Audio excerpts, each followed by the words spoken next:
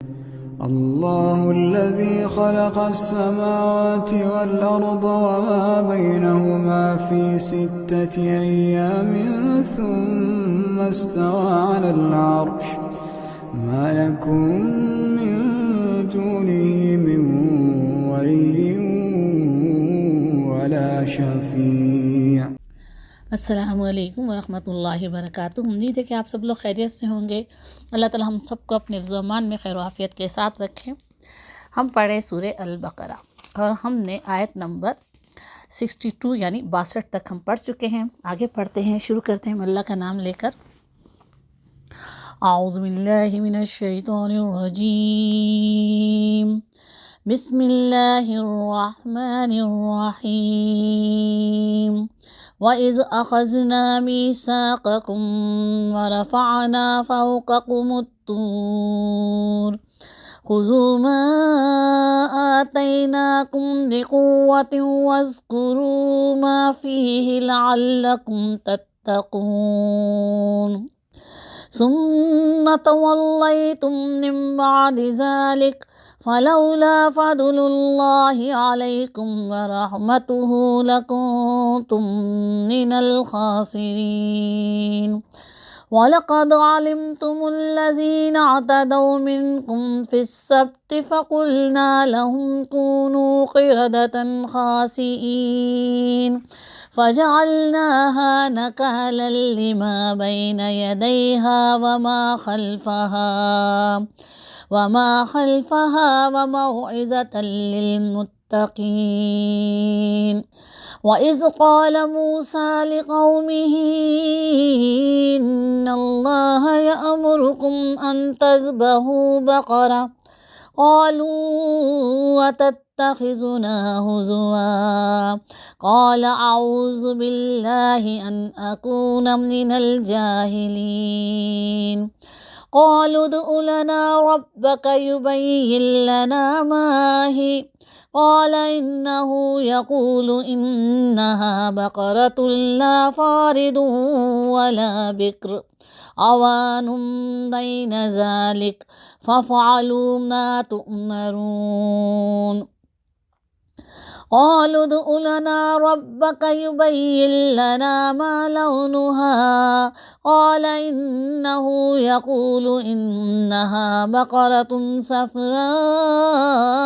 فاقع لونها تسر الناظرين قالوا ادع لنا ربك يبين لنا ما هي إن البقرة شابه علينا وإنا إن شاء الله لمهتدون قال إنه يقول إنها بقرة لا ذلول تثير الأرض ولا تسقي الحرث مسلمة لا شية فيها قالوا الآن جئت بالحق فذبحوها وما كادوا يفعلون وَإِذْ قَتَلْتُمْ نَفْسًا فَادَّارَأْتُمْ فِيهَا وَاللَّهُ مُخْرِجٌ مَا كُنْتُمْ تَكْتُمُونَ فَقُلْنَا اضْرِبُوهُ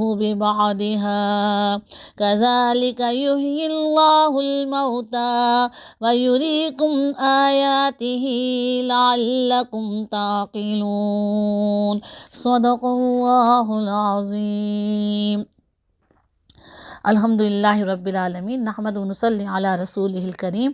یا رب لک الحمد کما ینبغی لجلال وجہک وعظیم سلطانک، رب اشرح لی صدری ویسر لی امری واحلل عقدۃ من لسانی یفقہوا قولی، رب زدنی علما رب زدنی علما رب زدنی علما آمین۔ پہلے ہم ترجمہ پڑھتے ہیں۔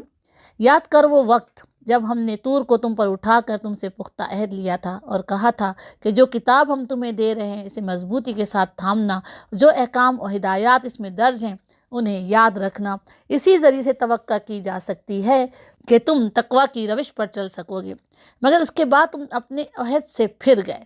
اس پر بھی اللہ کے فضل اور اس کی رحمت نے تمہارا ساتھ نہ چھوڑا، ورنہ تم کبھی کے تباہ ہو چکے ہوتے۔ پھر تمہیں اپنی قوم کے ان لوگوں کا قصہ تو معلوم ہی ہے جنہوں نے سبت کا قانون توڑا تھا، ہم نے انہیں کہہ دیا کہ بندر بن جاؤ، اس حال میں رہو کہ ہر طرف سے تم پر دھتکار پھٹکار پڑے۔ اس طرح ہم نے ان کے لیے ان کے انجام کو اس زمانے کے لوگوں اور بعد کے آنے والی نسلوں کے لیے عبرت اور ڈرنے والوں کے لیے نصیحت بنا کر چھوڑا۔ پھر وہ واقعہ یاد کرو جب موسیٰ نے اپنی قوم سے کہا کہ اللہ تمہیں ایک گائے ذبح کرنے کا حکم دیتا ہے، کہنے لگے کیا تم ہم سے مذاق کرتے ہو؟ موسیٰ علیہ السلام نے کہا میں اس سے خدا کی پناہ مانگتا ہوں کہ جاہلوں کی سی باتیں کروں۔ بولے اچھا اپنے رب سے درخواست کرو کہ وہ ہمیں اس گائے کی کچھ تفصیل بتائے۔ موسیٰ علیہ السلام نے کہا اللہ کا ارشاد ہے وہ گائے ایسی ہونی چاہیے جو نہ بوڑھی ہو نہ بچیا بلکہ اوسط عمر کی ہو، لہٰذا جو حکم دیا جاتا ہے اس کی تعمیل کرو۔ پھر کہنے لگے اپنے رب سے یہ اور پوچھ دو کہ اس کا رنگ کیسا ہو۔ موسیٰ علیہ السلام نے کہا اللہ فرماتا ہے زرد رنگ کی گائے ہونی چاہیے جس کا رنگ ایسا شوخ ہو کہ دیکھنے والوں کا جی خوش ہو جائے۔ پھر بولے اپنے رب سے صاف صاف پوچھ کر بتاؤ کہ کیسی گائے مطلوب ہے، ہمیں اس کے تعین میں اشتباہ ہو گیا ہے، اللہ نے چاہا تو ہم اس کا پتہ پا لیں گے۔ موسیٰ نے جواب دیا اللہ کہتا ہے کہ وہ ایسی گائے ہے جس سے نہ خدمت لی جاتی ہے، نہ زمین جوتتی ہے، نہ پانی کھینچتی ہے، صحیح سالم اور بے داغ ہے۔ اس پر وہ پکار اٹھے کہ ہاں اب تم نے ٹھیک پتہ بتایا ہے۔ پھر انہوں نے اسے ذبح کیا ورنہ وہ ایسا کرتے معلوم نہ ہوتے تھے۔ اور تمہیں یاد ہے وہ واقعہ جب تم نے ایک شخص کی جان لی تھی پھر اس کے بارے میں جھگڑنے اور ایک دوسرے پر قتل کا الزام تھوپنے لگے تھے، اللہ نے فیصلہ کر لیا تھا کہ جو کچھ تم چھپاتے ہو اسے کھول کر رکھ دے گا۔ اس وقت ہم نے حکم دیا کہ مقتول کی لاش کو اس کے ایک حصے سے ضرب لگاؤ۔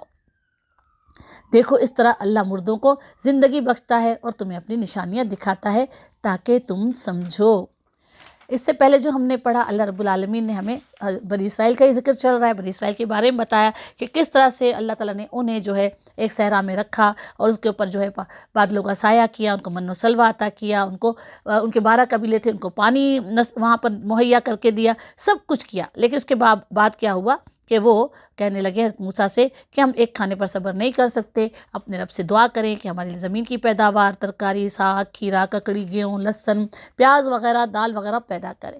تو حضرت موسیٰ نے کہا تم ایک بہترین چیز کی جگہ ایک ادنا چیز لینا پسند کرتے ہو تو پھر کسی شہر یا آبادی میں جا کر رہو، تمہیں وہاں مل جائے گا جو تم مانگتے ہو۔ پھر کیا ہوا اب انہیں محنت کرنی پڑی، اب انہیں وہ سب زمین جو ہے وہ اس کو جو ہے سینچنا پڑا، سب کچھ کرنا پڑا، زمین کو نرم کرنا پڑا، بیج بونے پڑے، فصل تیار ہونے کا انتظار کرنا پڑا۔ تو بدحالی اور پستی ان کے اوپر مسلط ہو گئی، اللہ کے غضب میں گھر گئے۔ یہ نتیجہ تھا، اس لیے کس بات کا نتیجہ تھا کہ وہ اللہ کی آیات سے کفر کرنے لگے، اللہ کی باتیں نہیں مانتے تھے۔ اللہ کی آیات سے کفر کرنا اللہ کی نافرمانی کرنا، اور پیغمبروں کو ناحق قتل کرنے لگے تھے۔ یہ نتیجہ تھا ان کی نافرمانیوں کا اور اس بات کا کہ وہ حدود شرع سے نکل جاتے تھے۔ حدود شرع ہمیں بھی اللہ نے جو شریعت عطا کی ہے، جو حد مقرر کی ہیں، اگر ہم بھی ان سے نکلیں گے تو پھر ہمارے لیے بھی سزا ہے۔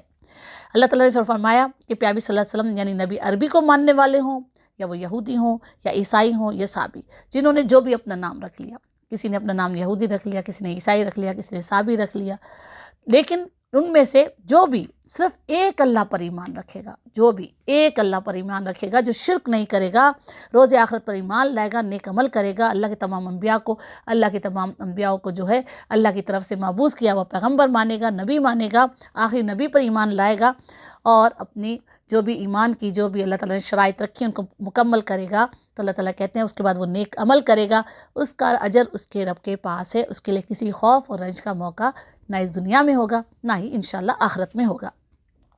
جو آج ہم نے پڑھا، اب اللہ تعالیٰ جو ہے بنی اسرائیل کو ایک اور بات یاد دلا رہے ہیں۔ بنی اسرائیل کو کیوں یاد دلا رہے تھے؟ کیونکہ مدینہ میں اطراف میں بنی اسرائیل رہتے تھے، جو یہودی وہ رہتے تھے، تو اللہ تعالیٰ ان کو بار بار یاد دلا رہے ہیں کہ تم اس پیغمبر کو نہیں مان رہے ہو، اس کتاب کو جو اللہ کی طرف سے نازل کردہ ہے اس کو تم نہیں مان رہے ہو، تو پھر تم یاد کرو اللہ کی وہ نعمتیں جو اللہ نے تمہیں عطا کی تھی، اور پھر تم نے کیسی کیسی سرکشیاں دکھائی تھی، کیسی کیسی نافرمانیاں کی تھی۔ اب بھی وقت ہے، اب بھی موقع ہے کہ تم اپنی ان نافرمانیوں کو چھوڑ کر، اپنے ان شرک کو چھوڑ کر تم اللہ کے اس پیغمبر کو مان لو، اللہ کی اس کتاب پر، اللہ کے پیغمبر پر ایمان لے آؤ اور شرک اور نافرمانیاں چھوڑ دو۔ ابھی بھی تمہارے لیے راستہ کھلا ہے کہ تم اللہ کے عذاب سے بچ سکتے ہو۔ اس لیے اللہ تعالیٰ یاد کرواتے ہیں کہ یاد کرو وہ وقت جب ہم نے طور کو تم پر اٹھا کر تم سے پختہ عہد لیا تھا، طور کو تم پر اٹھا کر تم سے پختہ عہد لیا تھا، جب اللہ تعالیٰ نے ان کو شریعت دی تھی۔ جب اللہ تعالیٰ نے ان کو شریعت دی تھی تو اللہ نے ان سے پختہ عہد لیا تھا، اور کہاں پر تھا یہ؟ کوہ طور کے دامن میں، جہاں پہ طور کا پہاڑ ہے، وہاں پر اس کے دامن میں اللہ نے ان کو شریعت عطا کی تھی کہ جو کتاب ہم تمہیں دے رہے ہیں اسے مضبوطی کے ساتھ تھامنا، یعنی تورات جو تمہیں یہ کتاب دی جا رہی ہے اس میں اللہ کی شریعت، اللہ کی حدود، اللہ کے احکامات لکھے ہوئے ہیں، اسے مضبوطی کے ساتھ تھامنا، مضبوطی کے ساتھ پکڑنا نہیں، مضبوطی کے ساتھ تھامنے کا مطلب ہے اس پر مضبوطی کے ساتھ عمل کرنا، اس کو بالکل صحیح طور پر پورا اس کے اوپر عمل کرنا، اور جو احکامات اس میں درج ہیں انہیں یاد رکھنا۔ لیکن کیا کیا انہوں نے اس کو بھلا دیا۔ اسی ذریعے سے توقع کی جا سکتی ہے کہ تم تقویٰ کی روش پر چل سکو گے۔ اسی طرح یہ کتاب جو ہم نے اللہ تعالیٰ نے دی ہے اسے صرف ہمیں مضبوطی کے ساتھ پکڑنا نہیں ہے، صرف اس کی قرآن خوانی نہیں کرنی ہے، صرف اس کی عربی نہیں پڑھنی ہے، صرف ایصال ثواب کے لیے اور ثواب حاصل کرنے کے لیے نہیں پڑھنا ہے، اس پر عمل کرنا ہے، تب ہی ہم اسے مضبوطی کے ساتھ تھام سکیں گے، اس پر عمل کرنا ہے۔ تو اللہ تعالیٰ کہتے ہیں جب تم میری کتابوں پر مضبوطی کے ساتھ عمل کرو گے تو پھر کیا ہوگا؟ توقع کی جا سکتی ہے، امید کی جا سکتی ہے کہ تم تقویٰ کی روش پر چل سکو گے۔ تقویٰ پرہیزگاری کی روش، اپنے آپ کو گناہوں سے بچا کر چلنے کی روش، اپنے دامن کو گناہوں سے برائیوں سے سمیٹ کر چلنے کی روش، اللہ کی نافرمانیوں سے بچنے کی روش، تقویٰ کی روش، تقویٰ کا راستہ، روش کا مطلب ہے راستہ یا طریقہ۔ تو اس پر جب ہم تقویٰ متقی جب بن سکیں گے جب ہم اللہ کی بات مانیں گے، اللہ کی فرما برداری کریں گے، اور وہ کیسے کریں گے؟ اس قرآن پر عمل کریں گے، پیارے صلی اللہ علیہ وسلم کی سنتوں کو فالو کریں گے۔ مگر اس کے بعد تم اپنے عہد سے پھر گئے، وہ بنی اسرائیل جنہوں نے عہد لیا تھا اللہ نے ان سے، ہم نے طور کو تم پر اٹھا کر عہد لیا تھا، یعنی ان کو ایسا محسوس ہوا کہ اگر اللہ کی بات انہوں نے نہیں مانی تو یہ کوہ طور جو ان کے اوپر آ گرے گا۔ اللہ تعالیٰ نے کوہ طور کو ان کو اس طرح سے دکھایا کہ جیسے کوہ طور ان کے سروں کے اوپر ہے، معلق ہے، اور اگر وہ اللہ سے جب عہد کر رہے تھے اور اللہ سے انہوں نے عہد نہیں کیا، پختہ عہد نہیں کیا، تو کوہ طور ان کے اوپر گر سکتا ہے اور وہ اس کے نیچے دب کر مر سکتے ہیں۔ لیکن یہ اللہ تعالیٰ نے ان کو کہا کہ پھر تم نے جو پختہ عہد کیا تھا، اور وہ عہد جو تھا پھر تم نے کیا کیا؟ تم اس عہد سے پھر گئے، اپنے عہد سے تم بالکل پھر گئے، یعنی تم نے اپنی منمانیاں کی اور پھر اللہ تعالیٰ کے احکام کی نافرمانیاں کرتے رہے، اللہ کے احکام کو بھول گئے، جو اللہ تعالیٰ نے احکامات دیے تھے تم ان سے غفلت میں پڑ گئے۔ بالکل اسی طرح جس طرح آج ہم مسلمان اپنے اس قرآن سے غفلت میں پڑے ہوئے ہیں، اللہ کے احکامات سے غفلت میں پڑے ہوئے ہیں، پیغمبر صلی اللہ علیہ وسلم کی سنتوں سے غفلت میں پڑے ہوئے ہیں، ہم بھول چکے ہیں۔ اس دنیا کی رونقوں میں گھر کر اللہ نے اس دنیا میں جو ہمیں نعمتیں عطا کی ہیں ان کے اندر اس دنیا کی رنگینیوں میں گم ہو کر ہم اپنے رب کو اور اپنی آخرت کو بھول چکے ہیں۔ ہم یہ بھول چکے ہیں کہ مسلمان کو، انسان کو اللہ نے کس مقصد کے لیے پیدا کیا ہے، اور ہم مسلمان ہیں تو ہمارا مقصد تو اور بھی بڑا ہے، ہماری تو ذمہ داریاں اور بھی بڑھ کر ہیں، تو ہم اپنی ذمہ داریوں کو، اپنے مقاصد کو بھول چکے ہیں کہ اللہ نے ہمیں کس کام کے لیے پیدا کیا ہے۔ اللہ پر ایمان لانا اور پھر نیک عمل کرنا اللہ کے حکم کے مطابق۔ اس پر بھی اللہ کے فضل اور اس کی رحمتیں تمہارا ساتھ نہ چھوڑا، ورنہ تم کبھی کے تباہ ہو چکے ہوتے۔ اللہ تعالیٰ کہتے تم تو کبھی کے تباہ ہو چکے ہوتے، تم مستقل نافرمانیاں کر رہے تھے، مستقل حجتیں کر رہے تھے، لیکن اللہ کی رحمت اور فضل نے تمہارا ساتھ نہیں چھوڑا، اسی لیے تم ابھی تک موجود ہو، ورنہ تمہاری قوم بھی اسی طرح تباہ ہو جاتی جیسے کہ اس سے پہلے اور قوموں کو اللہ نے تباہ کیا کہ ان کا نام و نشان ہی زمین سے مٹا دیا۔ لیکن اللہ تعالیٰ کہتے ہیں کہ تم کبھی کے تباہ ہو چکے ہوتے۔ اسی طرح امت مسلمہ بھی اللہ کی رحمت اور فضل و کرم جو ہمارے ساتھ ہے، اسی لیے ابھی تک ہم اس دنیا میں جو ہے وہ سانس لے رہے ہیں، اس دنیا میں ابھی بھی ہم جو ہے اپنے ملکوں میں آزادی کے ساتھ رہ رہے ہیں۔ اللہ کے چھوٹے موٹے عذاب آتے ہیں، ہمیں وارننگز ملتی رہتی ہیں، لیکن ہم ان وارننگ سے بالکل بھی نہیں ڈرتے، بالکل بھی اپنے آپ کو جو ہے خواب غفلت سے نہیں جگا رہے ہیں، ہم بھی سوئے ہوئے ہیں۔ پھر کیا ہوگا آخرت میں؟ کیا ہوگا وہ تو اللہ کو علم ہے، لیکن جب اگر ہم نے اپنے آپ کو درست نہ کیا تو پھر ہم خود بھی عقل رکھتے ہوئے، شعور رکھتے ہوئے سوچ سکتے ہیں، اگر ہم نے اپنے آپ کو درست نہ کیا، اللہ کے حکم کے مطابق اپنی زندگی نہ گزاری، اس قرآن پر عمل نہ کیا تو ہمارے ساتھ کیا ہوگا۔ پھر تمہیں اپنی قوم کے ان لوگوں کا قصہ تو معلوم ہے جنہوں نے سب کا قانون توڑا تھا، ہم نے انہیں کہہ دیا بندر بن جاؤ، اس حال میں رہو کہ ہر طرف سے تم پر دھتکار پھٹکار پڑے۔ یہ وہ لوگ تھے، بنی اسرائیل کیا ایک جو تھا بنی اسرائیل کی قوم تھی، اور یہ جو تھے وہ دریا کے کنارے رہتے تھے اور یہ اللہ کی عبادت سے غافل ہو چکے تھے، اور پھر جب انہیں یہ بار بار تنبیہات آتی گئی کہ تم اللہ کی عبادت سے غافل ہو چکے ہو، اللہ کی عبادت نہیں کر رہے ہو، تو انہوں نے کہا اچھا ٹھیک ہے، ہمارے لیے اللہ سے کہو کہ ایک دن کوئی مقرر کر دے جس دن ہم اللہ کی عبادت کریں گے، اس دن ہم کوئی کام کاج نہیں کریں گے، یا تک کھانا بھی نہیں پکائیں گے۔ یہ دریا کے کنارے رہتے تھے اور ان کا پیشہ تھا ماہی گیری یعنی مچھلیاں پکڑنے کا۔ تو پھر اللہ رب العالمین نے ان کے لیے ایک دن مقرر کر دیا، وہ تھا ہفتے کا دن۔ ہفتے کے دن ان کا صرف عبادت کا دن تھا۔ اس دن یہ تو نہ کوئی کاروبار کر سکتے تھے، نہ مچھلیاں پکڑ سکتے تھے، نہ ہی کھانا پکاتے تھے، بس وہ ایک دن ہفتے میں ان کی عبادت کے لیے مقرر تھا۔ لیکن کیا ہوا، اللہ تعالیٰ نے جب ان کے لیے یہ آسانی کر دی تو پھر اب امتحان میں بھی ڈال دیا، کیونکہ انہوں نے تو خود فرمائش کی تھی نا اللہ تعالیٰ سے کہ ہمارے لیے ایک دن مقرر کر دیا جائے۔ اللہ نے مقرر کر دیا، اب اللہ نے انہیں امتحان میں ڈالا۔ تھوڑے ہی عرصے کے بعد جب وہ سمندر کے کنارے سے گزر کر اپنی عبادت گاہ جاتے تھے تو سمندر سے مچھلیاں اچھل اچھل کر اوپر آتی تھیں۔ اب ان کا دل للچاتا تھا کہ اتنی ساری مچھلیاں جو اچھل اچھل کر اوپر آ رہی ہیں، ان کو اپنی طرف جو ہے وہ اٹریکٹ کر رہی ہیں، اپنی طرف متوجہ کر رہی ہیں کہ وہ کسی طرح سے ان مچھلیوں کو پکڑیں اور زیادہ پیسے کمائیں۔ تو پھر انہوں نے کیا کیا، آہستہ آہستہ جو ہے وہ اللہ کے عہد کو توڑتے چلے گئے۔ وہ پھر ہفتے کے دن بھی کسی نہ کسی طرح سے بہانے سے مچھلیاں پکڑنے لگے۔ انہوں نے بہانے بازیاں کی اور اس دن بھی وہ مچھلیاں پکڑنے لگے، اور پھر اللہ تعالیٰ نے کیا کیا کہ جب انہوں نے اپنے عہد کو توڑ دیا تو اللہ تعالیٰ نے ان کو تنبیہات کی، وہ نہیں مانے۔ ان کے اندر ایسے لوگ موجود تھے جو ان کو منع کرتے رہے لیکن وہ نہیں مانے۔ پھر اللہ تعالیٰ نے کیا کیا کہ انہیں بندر بنا دیا، ان پر یہ عذاب نازل ہوا کہ ان پر بندر بنا دیا، اور اس حال میں وہ رہے کہ دنیا میں ہر طرف سے ان پر دھتکار اور پھٹکار پڑی۔ بندر بن جاؤ، اللہ تعالیٰ نے کہا، ہم نے انہیں کہہ دیا بندر بن جاؤ۔ ان میں سے صرف وہ لوگ بچے تھے جو خود یہ کام نہیں کر رہے تھے، یعنی اللہ کے حکم کی خلاف ورزی نہیں کر رہے تھے اور دوسروں کو بھی روک رہے تھے۔ روکنے والے بچ گئے، برائی سے روکنے والے بچ گئے۔ وہ لوگ جو خود یہ کام نہیں کر رہے تھے لیکن دوسروں کو روک نہیں رہے تھے، وہ بھی عذاب کے مستحق ہو گئے۔ صرف ایک گروہ باقی بچے، 3 گروہ تھے۔ ایک وہ تھے جو کہ اللہ کی یہ کام کی خلاف ورزی کر رہے تھے، ایک وہ تھے جو نہیں کر رہے تھے لیکن خاموش تھے، کچھ نہیں بول رہے تھے، ایک وہ تھے جو نہیں کر رہے تھے لیکن لوگوں کو منع بھی کر رہے تھے کہ مت کرو اللہ کے حکم کی خلاف ورزی۔ بچے کون؟ صرف ایک گروہ بچا، وہ جو خود نہیں کر رہے تھے اور اللہ کو اور دوسرے لوگوں کو بھی اللہ کے حکم کی خلاف ورزی کرنے سے منع کر رہے تھے۔ برائی سے روکنے والے کو اللہ نے بچا لیا۔ وہ دونوں گروہ، ایک تو وہ تھا جو کہ کھلم کھلا خلاف ورزی کر رہا تھا، ایک وہ تھا جو کھلم کھلا خلاف ورزی نہیں کر رہا تھا لیکن خاموش تھا، برائی پر خاموش تھا، غلطی پر خاموش تھا، گناہوں پر خاموش تھا، اللہ کی نافرمانی پر خاموش تھا، وہ بھی عذاب کے مستحق ہو گئے۔ اس طرح ہم نے ان کے انجام کو زمانے کے لوگوں اور کے بعد کے آنے والی نسلوں کے لیے عبرت اور ڈرنے والوں کے لیے نصیحت بنا کر چھوڑا۔ اللہ تعالیٰ کہتے ہیں کہ اس طرح سے ہم نے ان لوگوں کے انجام کو، کہ ان کا کیا انجام ہوا، آنے والی نسلوں کے لیے اور بعد میں آنے والے لوگوں کے لیے عبرت اور ڈرنے والوں کے لیے نصیحت بنا کر چھوڑا، کہ ڈرنے والے اس سے نصیحت حاصل کریں اور عبرت حاصل کریں کہ کیسا انجام ہوا ان کا جنہوں نے اللہ کی نافرمانی کی، اللہ کے ساتھ اپنے عہد کو توڑ ڈالا۔ ان واقعات سے ہمیں سبق حاصل کرنا ہے۔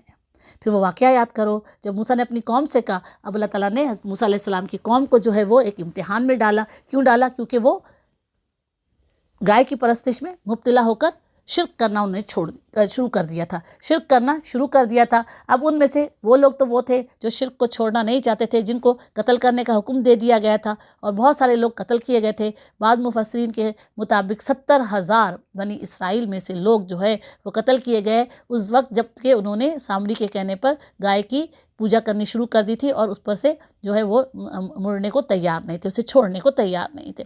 لیکن وہ لوگ جنہوں نے توبہ کر لی تھی اپنے شرک سے اور ایمان پہ اپنے دوبارہ قائم ہو گئے تھے، اب اللہ نے پھر ان کا امتحان لیا کہ اب یہ کتنے پانی میں ہیں، دیکھا جائے ان کے ایمان کا لیول کیا ہے۔ تو انہوں نے اللہ رب العالمین نے حضرت موسیٰ علیہ السلام سے کہا، تو حضرت موسیٰ علیہ السلام نے اپنی قوم سے کہا کہ اللہ تمہیں ایک گائے ذبح کرنے کا حکم دیتا ہے۔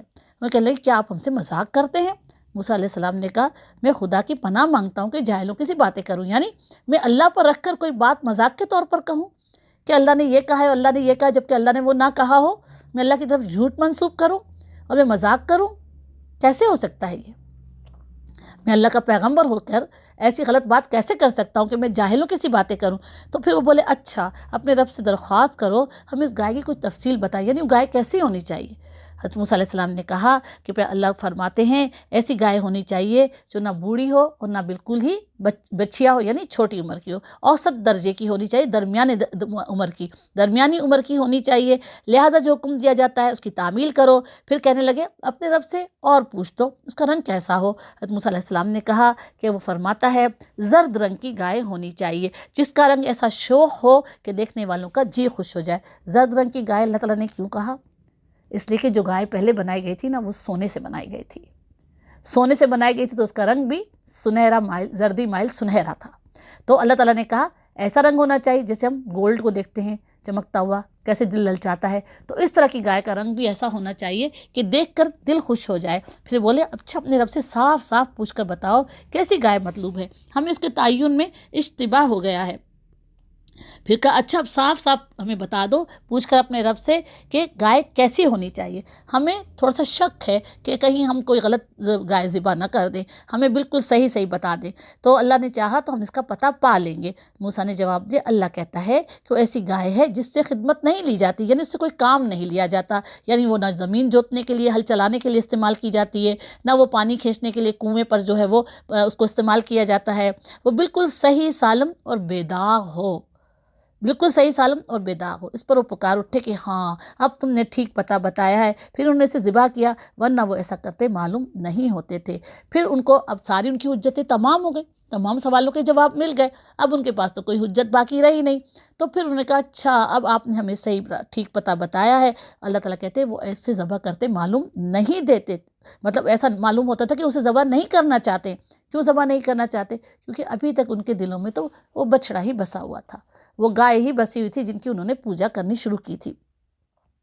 اللہ تعالیٰ یہاں پر ہمیں اس واقعے سے کیا سکھانا چاہتے ہیں کہ تم جتنے سوالات کرتے جاؤ گے اتنی مشکل میں پھنستے جاؤ گے۔ اگر پہلی باری جب حضرت موسیٰ علیہ السلام نے ان سے کہا تھا کہ اللہ تمہیں حکم دیتا ہے گائے کے ذبح کرنے کا، وہ کوئی بھی گائے ذبح کر لیتے، اللہ اسے قبول کر لیتا، کیونکہ کوئی شرط نہیں رکھی گئی تھی، اللہ کی طرف سے کوئی شرط نہیں رکھی گئی تھی گائے ایسی ہو ایسی ہو ایسی ہو، نہیں، انہوں نے خود سوالات کر کر کے اپنے آپ کو الجھا لیا، پھنسا دیا۔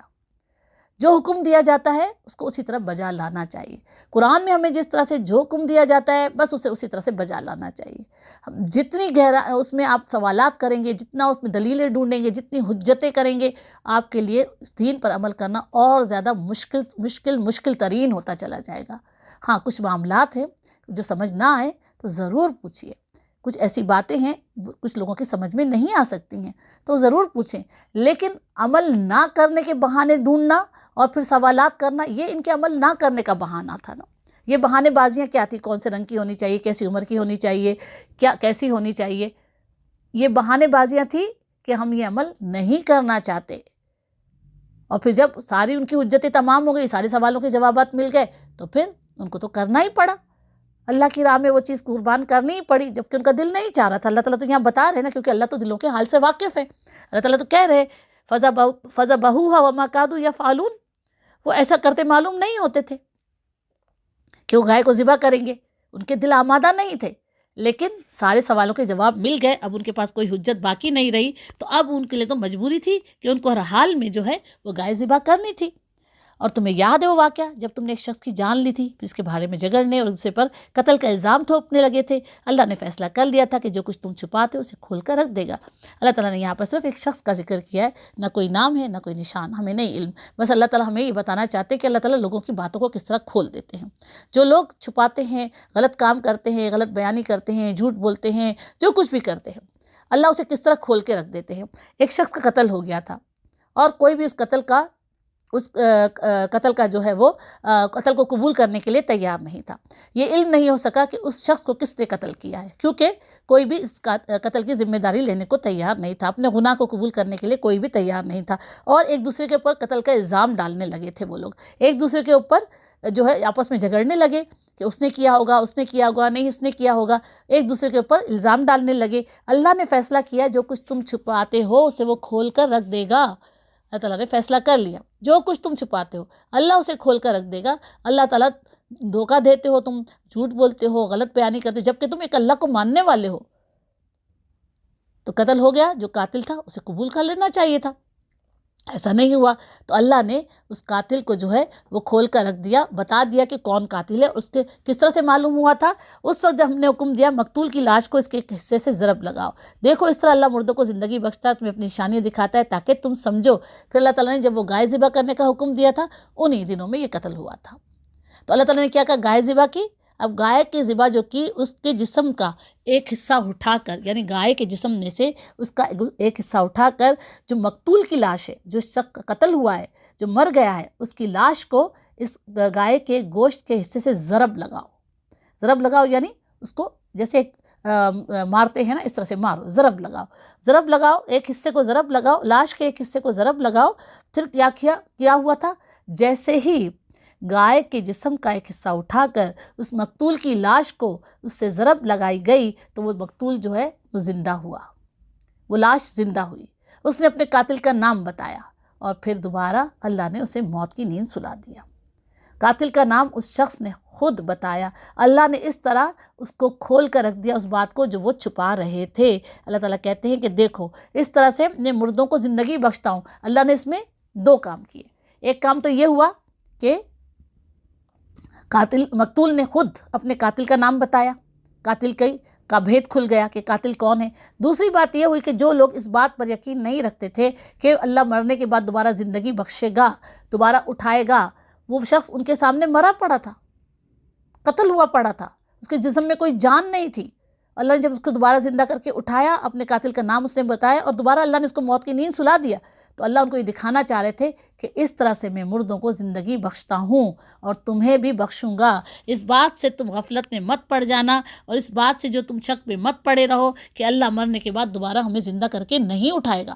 تم دوبارہ اٹھائے جاؤ گے. اللہ تمہیں اپنی نشانیاں دکھاتا ہے. کیوں نشانیاں دکھاتا ہے؟ تاکہ تم سمجھو، تاکہ تم عقل اختیار کرو، تاکہ تم اللہ کی باتوں کو مانو، سمجھو. جو تم اللہ کے خلاف ہو، اللہ کو نہیں مانتے ہو، یا پھر اللہ کی باتوں کو نہیں مانتے ہو، یا پھر تم شرک کرتے ہو، اللہ کے ساتھ دوسرے معبود بنا لیتے ہو، تو تم دیکھو کہ اللہ رب العالمین کیا کیا کرتا ہے. کیا تمہارے وہ دوسرے معبود جن کو تم نے اللہ کے ساتھ معبود بنا لیا ہے، کیا وہ ایسے کوئی کام کر سکتے ہیں؟ اللہ اپنی نشانیاں دکھاتا ہے. یہ جو بت ہے اور جو دوسرے معبود جو لوگوں نے بنا رکھے، وہ ایسی کوئی بھی نشانی نہیں دکھا سکتے، ایسا کوئی بھی معجزہ نہیں دکھا سکتے. یہ تو صرف اللہ کی قدرت ہے. تو اللہ تعالیٰ نے اس طرح سے جو ہے وہ بنی اسرائیل کو کس طرح سے جو ہے نہیں سمجھایا. اسی طرح قرآن میں اللہ تعالیٰ ہمیں کون کون سی مثالیں دیکھ کر نہیں سمجھاتے، کیسے کیسے واقعات بتا کر ہمیں نہیں سمجھاتے. لیکن ہم ہیں کہ سمجھنے کو تیار ہی نہیں ہیں. ہم ہیں کہ اپنے آپ کو بدلنے کو تیار ہی نہیں ہیں. ہم اس قرآن کا ترجمہ تو پہلے پڑھ لیں، سمجھ لیں.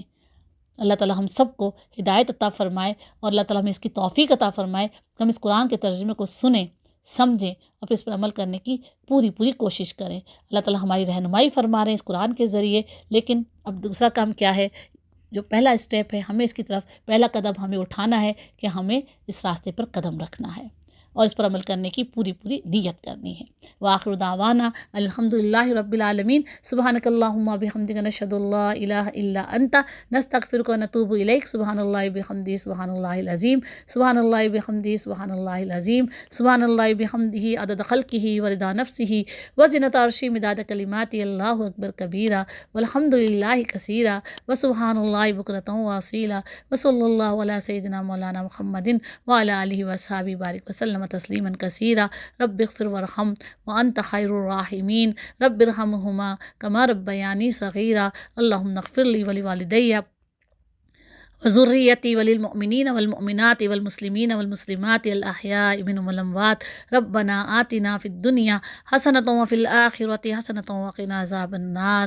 اللہم ربنا تقبل منا انک انت السمیع العلیم وتب علینا انک انت التواب الرحیم. سبحان ربک رب العزۃ عما یصفون وسلام علی المرسلین والحمد للہ رب العالمین. اللہم صلی علی محمد وعلی آلہ واصحابہ اجمعین برحمتک یا ارحم الراحمین. آمین. السلام علیکم ورحمۃ اللہ وبرکاتہ.